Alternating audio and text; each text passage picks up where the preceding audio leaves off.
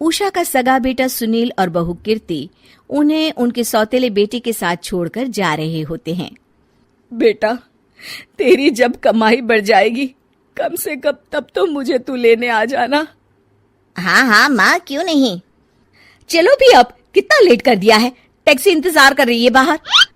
हाँ हाँ चलो। सुनील और कीर्ति चले जाते हैं और उषा उन्हें जाता हुआ देख उदास हो जाती है। तभी वहां निशा आ जाती है। अपनी सास को उदास देख निशा उनके पास जाती है। क्या हुआ मम्मी जी, आप तो बहुत सगा बेटा करती थी। आपके सगे बेटे ने तो आपको छोड़ दिया और चले गए अपनी अलग गृहस्थी बसाने। देख बहू, मेरे बेटे को कुछ भी कहने की जरूरत नहीं है। मुझे यकीन है कि जब उसकी तनख्वाह बढ़ जाएगी तो वो मुझे लेने जरूर आ जाएगा। हाँ, ये भी देख लेंगे कि वो लोग आपको वापस लेने आते हैं या नहीं। तब तक तो आप भी यहीं हो और मैं भी। उषा अपने बेटे के ना होने से बहुत ही उदास रहने लगती है। उन्होंने खाना खाना भी छोड़ दिया। सुनिए जी, मम्मी जी ने आज भी कुछ नहीं खाया।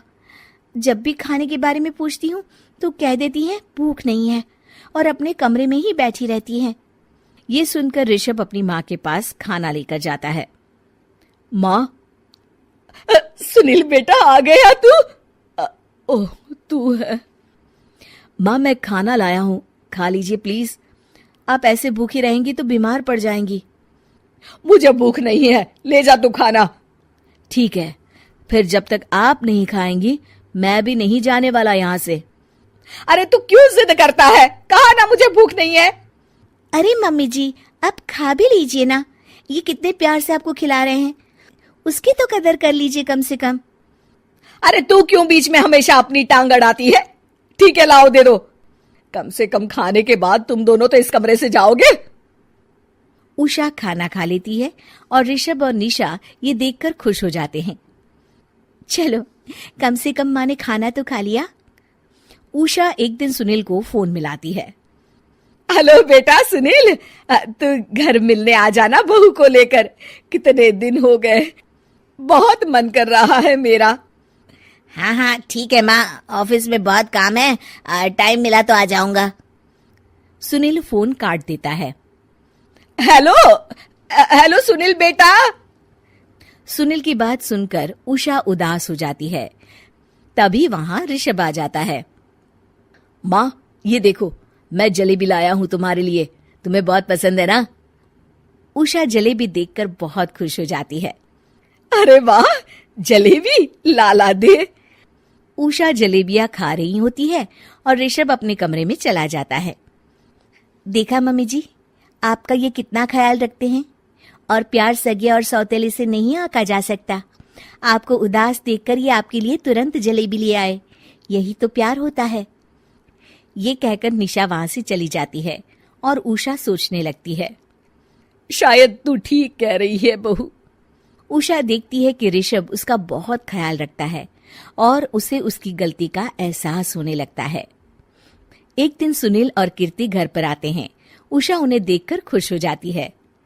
और माँ कैसी हो? अरे बहुत अच्छी हूँ। ऋषभ और बहू मेरा बहुत ख्याल रखते हैं। वैसे मुझे नहीं लगा था कि तू आएगा बहू के साथ। क्यों, ऐसा क्यों लगा आपको माँ? बेटा, फोन पर तूने कहा था कि तुझे बहुत काम है। हाँ माँ, पर मुझे ये भी तो पता था ना कि मेरी माँ इंतजार कर रही होगी मेरा।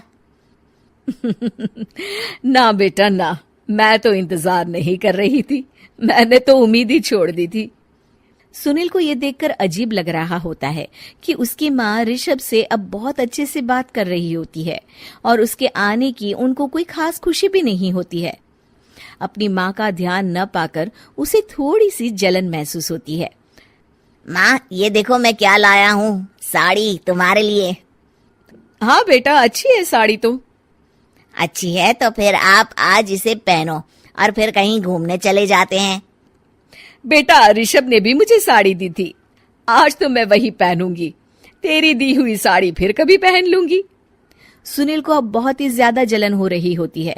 उसे समझ नहीं आता कि अपनी माँ का ध्यान फिर से कैसे वो अपनी तरफ खींचे।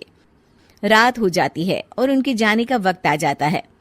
माँ, चलो अपना सामान बांधो और हमारे साथ चलो। कीर्ति ये सुनकर चौंक जाती है।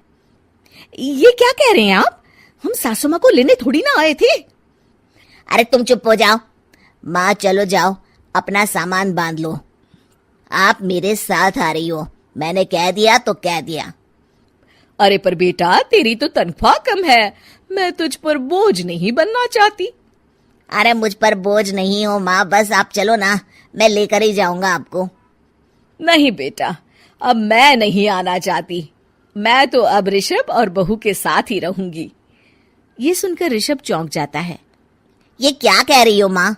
हाँ बेटा, मैं कहीं नहीं जाने वाली अब। माँ, अब सच में नहीं जा रही? नहीं बेटा, मैं तो तेरे पास ही रहूंगी अब, और जो प्यार मैं तुझे नहीं दे पाई वो सब दूंगी बेटा। ऋषभ और उसकी माँ गले मिलते हैं और निशा खुश हो जाती है।